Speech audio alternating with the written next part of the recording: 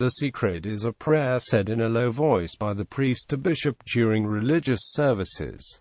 Western Christianity. In the Roman Rite, the secretor is said by the celebrant at the end of the offertory in the Mass. It is the original and for a long time was the only offertory prayer. It is said in a low voice merely because it was said at the same time the choir sang the offertory, and it has inherited the special name of secret as being the only prayer said in that way at the beginning. The silent recital of the canon did not begin earlier than the 6th or 7th century. The present offertory prayers are late additions, not made in Rome until the 14th century. Before that, the offertory act was made in silence, and the corresponding prayer that followed it was the secret. Since it is said silently, the secret is not introduced by the invitation to the people. Oremus.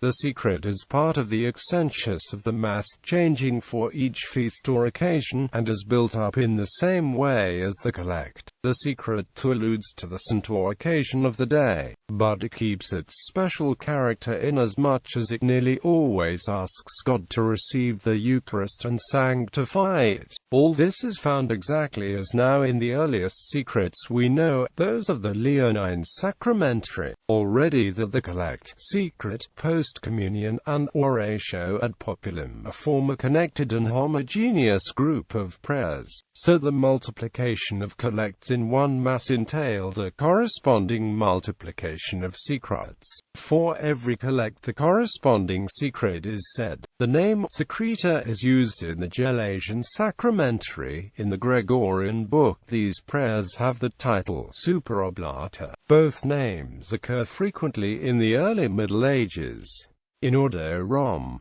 2 to the prayer is called Oratio Superoblations Secreta. In the Gallican Rite there was also a variable offertory prayer introduced by an invitation to the people. It had no special name. In the Ambrosian Rite the prayer called Oratio Supersintinem is said while the offertory is being made, and another Oratio Superoblata follows, after the Creed, just before the preface. In the Mozarabic Rite, after an invitation to the people, to which they answer Praesta Etern Omnipotens Deus, the celebrant says a prayer without a special name that corresponds to the secret and continues at once to the memory of the saints and intercession prayer. In these other Western rites this prayer is said aloud. All the Eastern rites have prayers, now said silently, after the great entrance, when the gifts are brought to the altar and offered to God, but they are invariable and none of them can be exactly compared to the Roman secret. At either high or low Mass the celebrant, having answered Amen to the prayer Suscipiat Dominus Sacrificium, says in a low voice the secrets in the same order as he said the collect, finding each at its place in the proper Mass.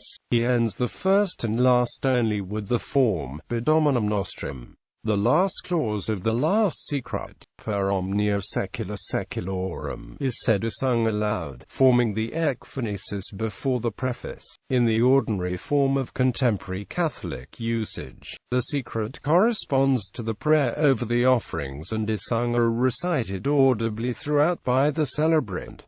Eastern Christianity. Byzantine Rite. In the Eastern Orthodox Church and those Eastern Catholic churches which follow the Byzantine Rite, there are numerous secret prayers said by the celebrating priest to bishop, not only at the Divine Liturgy, but at a number of other services also. The time during which the priest says the secret prayers is usually covered either by the deacon chanting a litany or by hymns chanted by the choir. During the prayer at the bowing of heads there may be a period of silence as all bow while the priest quietly reads the prayer. In many cases the ekphonesis which completes the secret prayer is to be said out loud, in the hearing of the people. At the Divine Liturgy, there are a number of secret prayers said by the priest both during the litanies and during the anaphora. The primary difference between the liturgy of St. John Chrysostom and the liturgy of St. Basil the Great is the secret prayers. Those of St. Basil are longer than those of St. John Chrysostom, and so the choir will often have to extend the chanting to cover the time. At Vespers and Matins almost all of the secret prayers are said near the beginning, while psalms are being read. At Vespers there are 6 lamplighting prayers which the priest says with uncovered head, standing in front of the holy doors, while the reader says Psalm chapter 103. At Matins there are 12 morning prayers which the priest says with uncovered head while the reader says the 6 psalms. The priest says the first half of these prayers in front of the holy table, and then, after the 3rd psalm, comes out to read the rest in front of the holy doors. Many of the sacred mysteries and other services in the Euchologion also have secret prayers in them. Textually, the secret prayers are obviously intended to be said silently, often professing personal unworthiness on the part of the priest, and though they are often written in the plural, they often contain references to the laity as distinct from the speaker, who are of the clergy. The rubrics in the service books will specify that a prayer is to be said silently. Despite this fact, it has become common in recent years for many priests to recite these prayers out loud.